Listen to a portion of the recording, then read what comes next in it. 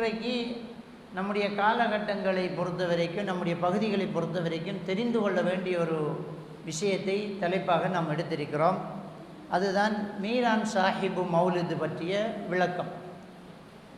ஏண்டா சென்ற திங்கக்கிழமையில் இருந்து ஷாவுல் ஹமீது ஒலியுல்லா நாயகம் அப்படி என்று சொல்லி அவருடைய பேரில் 12 நாட்கள் தொடர்ந்து இந்த மௌலிது ஓதப்படுது. குறிப்பாக இந்தியாவில் நாகூர் தர்காவில் அடங்கப்பட்டவர் தான் இந்த மீரா சாஹிபு ஷாஹுல் ஹமீத் அப்படி என்று அவருக்கு பேர். அந்த மஹ்மூது துய்பி அல் காதிரி, அவர் அப்துல் காதர் என்றும் அவரை பேர் இருக்கி, ஷாஹுல் ஹமீத் என்று இடையில் அவருக்கு இந்த சூஃபிகள் பேர் வச்சுக்கிறாங்க. ஷாஹுல் ஹமீத் என்றாலே அல்லாவுக்கு அரசன் என்ற அர்த்தம். ஹமீத் என்றால் அல்லாஹ், ஷாவுல் ஹமீத் என்றால் அல்லாவுக்கே அரசன் என்று அவருக்கு பேரை வச்சுக்காங்க. அதை பாருங்கள், சையீது ஷாவுல் ஹமீத் ஒலியுல்லா அப்படி தான் இந்த புக்கில் எழுதுகிறாங்க. மீரான் சாஹிப் மௌலுது அப்படின்னு இந்த மௌலுதுக்கு பேர். அதை இந்த மாதம் ஜமாதுல் ஆஹிர் தொடங்கிட்டேன்னு சொன்னால் முதலாவது பிறையிலிருந்து 12ஆம் பிறை வரைக்கும் இதை ஓதுவாங்க. அப்போ இந்தியாவில் நாகூர் தர்காவில் அவர் அடங்கப்பட்டிருக்கிறார். அவருக்கு அங்கே கொடியேற்றம் நடக்கும். அதே நேரம் இலங்கையில் கல்முனையிலையும் அவருக்கு ஒரு கபூர் இருக்குது. 2 இடத்துல அவருக்கு கபூர் இருக்குது. அது எப்படி என்று நீங்கள் தான் யோசித்து எடுக்கணும். இங்கே கொடியேற்ற பள்ளி என்று அதுக்கு பேர் வச்சுக்கிறாங்க. அந்த போன ஜும்மாவில் நீங்கள் பார்க்கலாம், அந்த கொடியேற்ற பள்ளி வரலாறு எப்படி வந்துச்சு அப்படிங்கிறத நான் சொல்லியிருக்கிறேன். நீங்கள் வீடியோவை போய் பார்க்கலாம். ICFCG என்கிற வெப்சைட் ஊடாகவும் அதனுடைய யூடியூப் சேனல்லையும் நீங்கள் பார்க்கலாம். அவங்களே எழுதி வச்ச வரலாறு, அந்த கொடியேற்ற பள்ளி எப்படி வந்துச்சு, அங்கே கபூர் எப்படி வந்துச்சு, அங்கே இருக்கிற ஒரு ஆளுக்கு இங்கே ஒரு கபூர் எப்படி வந்துச்சு, அதை நான் பேசியிருக்கிறேன். ஒரு தகவலுக்காக சொல்கிறேன். இங்கே அவருக்கும் என்ன செய்யப்படுது, இந்த மௌலுத எல்லா இடங்களையும் ஓதுவாங்க. அந்த கபூர் இருக்கிற பிரதானமான இடங்கள் இந்தியாவில் நாகூர் தர்கா, இலங்கையில் கல்முனை, அதுபோக நம்முடைய ஊர்லேயும் என்ன செய்யப்படுது, கொடியேற்றி என்ன செய்கிறாங்க, இதை ஓதுறாங்க. இது போதா குறைக்கு புதுசாக இப்போ ஒரு ஓடாவியார் அவர் அவுட்டையும் என்ன செய்கிறார், ஓதிக்கிட்டு இருக்கிறார். நல்ல அழகாக ஓடாய் விளைஞ்சிட்டு இருந்தவன் இப்போ திடீர் 2 பொம்பளையில் மொக்காடுகளை போட்டுக்கிட்டு ரோட்டில் நின்று அவுலியா பட்டம் எடுத்திக்கிறான். சோளை தூக்கி தலையில் போட்டுக்கிட்டு ரோட்டில் நின்று அவுலியா.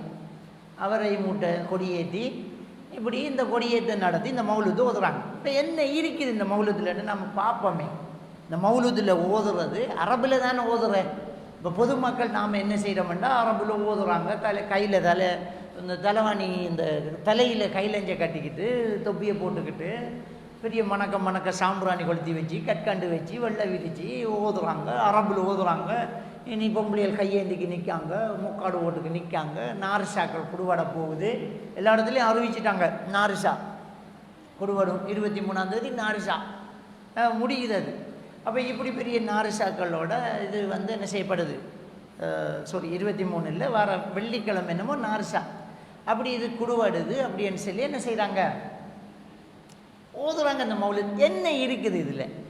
அப்போ இந்த மௌலுதை பொறுத்த வரைக்கும் இந்த மௌலுதை நீங்கள் பார்க்கலாம். இதில் பாடல்கள் இப்போ பாருங்கள், இப்படி பாட்டு இருக்கும். இதில் ஹிகாயத், அடுத்த பாட்டுக்கான கதை இதில் விவரமாக இருக்கும். இப்படி விவரமாக கதை இருந்துட்டேன்னு சொன்னால் இதில் 2-3 ஹிகாயத் இருக்கும். இந்த கதை முடிஞ்சது பிறகு இந்த கதையில் உள்ளது இந்த பாட்டில் என்ன செய்யும், வெறும் பாட்டில் சுருக்கமாக இருக்கும், ஷோட்டா இருக்கும். அந்த பாட்டில் உள்ள விஷயம் கதையில் விவரமாக இருக்கும், கடும் சுவாரஸ்யமாக இருக்கும் இந்த கதை. நான் சும்மா ஒரு சில கதைகளை நான் உங்களோட என்ன செய்கிறேன், எடுத்துக்கிறேன். பாருங்கள். இப்போ நம்ம முதலாவதாக ஒரு கதை ஒன்றை நாம் எடுப்போம். இந்த கதை அல் ஹிகாயா சானியா, 2வது கதை. 2வது கதை முதலாவதை விட 2வது கொஞ்சம் ஸ்பெஷலாக இருக்கும். அந்த கதையை நாம் எடுப்போம். அந்த கதையில் என்ன எடுக்கப்படுதுன்னு சொன்னால், அன்னஹு ரஹிமஹமுல்லா லம்மா தஜஹஸ காசிதன் லில் ஹஜ் அல் மப்ரூர். அந்த ஷாவுல் ஹமீது ஒலியுல்லா மீரான் சாஹிபுர் ரஹமுல்லா அவர் ஒப்புக்கொள்ளப்பட்ட ஹஜ்ஜை நிறைவேற்றுவதற்கு நாடி ஹஜ்ஜிக்காக வெளியிறங்கி போகும்போது ஒதகல ஃபி பலதி லாகூர், லாகூர் என்கிற ஊருக்குள்ளால போகிறார். லாகூர் என்கிற ஊருக்குள்ளால போகிறார். போகும்போது லக்கியஹு ஷேக் நூருத்தீன் அல் முஃப்தி அல் அஜல், அந்த காலத்தில் பிரபல்யமான ஒரு முஃப்தி ஷாப், அந்த முஃப்தி நூருத்தீன் முஃப்தி அவர்களை லாகூரில் சந்திக்கிறார். அந்த லாகூரில் அவரை சந்தித்து அந்த லாகூரில் முஃப்தி ஷாப் என்ன செல்றாருன்னு சொன்னால், ஒல் தமச மின்ஹு ஐ அஹ்சுல லஹுன் நஜில், அவருக்கு பிள்ளை இல்லை, அவருக்கு பிள்ளை இல்லை. ஷாவுல் ஹமீது வலியுல்லா கிட்ட எனக்கு பிள்ளை இல்லை, பிள்ளை வரம் தாங்கன்னு சொல்லி அவர்கிட்ட கேட்கார். ஒரு முஃப்தி பிள்ளை இல்லாட்டி யார்கிட்ட கேட்கணும்? குழந்தை பாக்கியம் இல்லாட்டி யாருக்கிட்ட கேட்குற? அல்லாஹ்கிட்ட கேட்கணும். 42வது அத்தியாயத்தினுடைய 49, 50வது வசனத்தில் அல்லாஹ் தஆலா சொல்கிறார், நாம் நாடியோருக்கு ஆண் பிள்ளைகளை கொடுப்போம், நாம் நாடியோருக்கு பெண் பிள்ளை கொடுப்போம், நாம் நாடியோர்களுக்கு ஆண் பிள்ளையும் பெண் பிள்ளையும் சேர்த்து கொடுப்போம், இன்னும் நாம் நாடினால் அவர்களை மலடுகளாக குழந்தையற்றவர்களாக நாம் ஆக்குவோம் என்று அல்லாஹ் தஆலா நேரான் சொல்கிறான். அதே மாதிரி சூரா மரியம் அதில் 2லிருந்து 6 வரை உள்ள ஒரு வசனத்தில் இது நாதா ரப்பஹு நிதான ஹஃபியா, ஜக்கரியா அலைஹிஸ்ஸலாத்து வஸ்ஸலாம் அவர்கள் அல்லாஹ்விடம் குழந்தை இல்லாமல் பிள்ளை கேட்ட, அல்லாஹ் கிட்ட துவா கேட்டாங்க. ஆறு இது இது இவங்க சொல்கிற சாஹிபு வலியுல்லா, அது அல்லாஹ்ட நபி ஜக்கரியா அலைஹிஸ்ஸலாம்.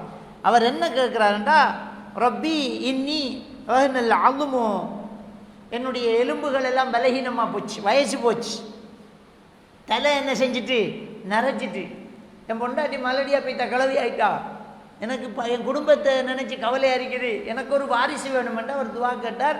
அல்லாஹ் தஆலா அவருக்கு யஹ்யாங்கிற குழந்தையை கொடுத்தான்ங்கிற செய்தி சூரா மரியம் 2லிருந்து 6 வரை நாங்கள் பார்க்கலாம். 3வது அத்தியாயத்தினுடைய 38, 37வது வசனங்களை பார்க்கலாம்.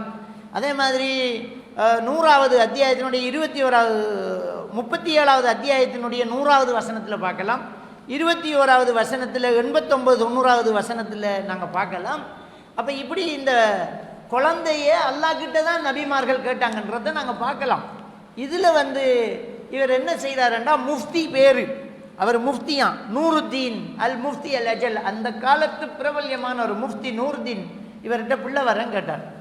பிள்ளை வரம் கேட்ட உடனே அப்போ இவர் சொல்றார், நான் பிள்ளை தாரண்டா, வஷ்தரத அலைஹி தஸ்மியத பக்ரிஹி பிஸ்மி அஹீல் கபீர் அல் மர்ஹூம் யூசுப், அவருடைய மூத்த காக்கா, மௌத்தா போன மூத்த காக்கா யூசுஃபுடைய பேரை நீங்கள் வெப்பையிலண்டா நான் உங்களுக்கு பிள்ளை தருவேன் என்று ஷாவுல் ஹமீது வலியுல்லா சொன்னாராம். இப்போ ஷாவுல் ஹமீது வலியுல்லா கல்யாணம் முடிக்கலை, அவர் துறவி, அவருக்கு பிள்ளை இல்லை. இப்போ இவர் என்ன செய்கிறாரண்டா, நான் உங்களுக்கு பிள்ளை தருவேன், பிள்ளை தாரண்டா என்ற மூத்த காக்கா யூசுஃபோட பேரை நீங்கள் வைக்கணும், முதல் பிள்ளைக்கு யூசுஃப் என்று வைக்கணும்.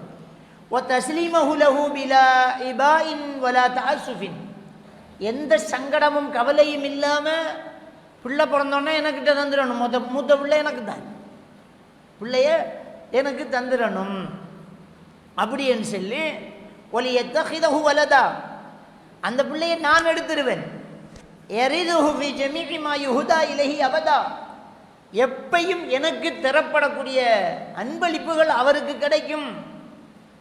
சும்மா அதுக்கு பிறகு என்ன செய்கிறார், சும்மா அத்தாஹு பஅதல் கபூல் ஷையம் மின சூரி தன்பூல், தன்பூல் என்றால் வெத்தில,